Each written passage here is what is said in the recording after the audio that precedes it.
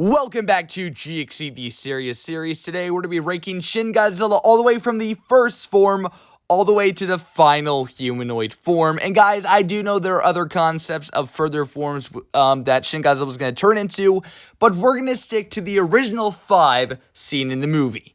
So starting off with one of the basic ones here is basically the entire little tadpole form, as I like to call it, because there wasn't that much of anything that was impressive. It's basically a tadpole. It didn't play that big of a part in the movie. And frankly, I don't know whether it really played any part in the movie. There was only like a 1-minute scene where you could see it poking out of the water, and that was about it. The form, although, basically looks like a tadpole jumped into a pot of radiation and walked out. Now, in this form, those humanoid forms, though, are still forming. This is when they first start to develop, which is very creepy.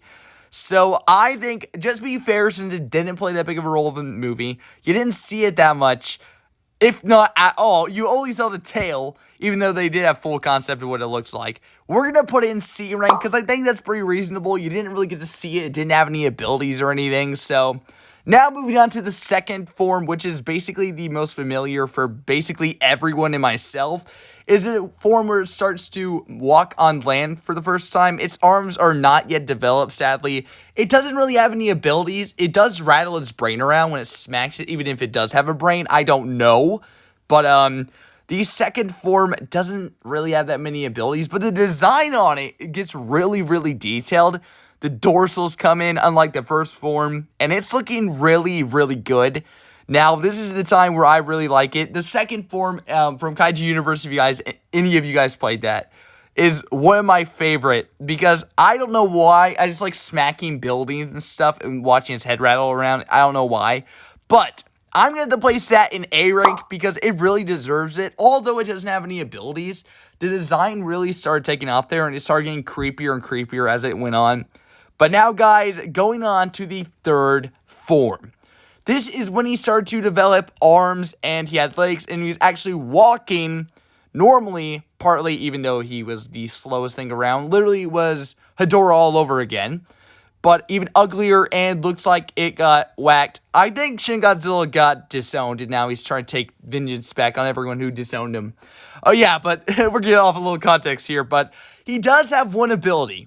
So the ability he has is the blood vomit, which is basically literally just vomits out blood.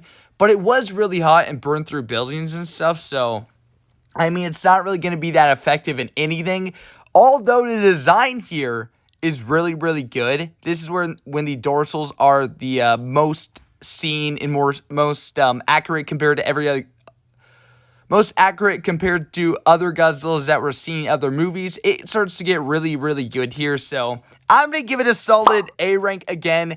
There wasn't that much to be seen or basically anything, although it did play a solid part in the movie. But now, guys, we are moving on to the fourth form. The fourth form is when it gets a little creepier.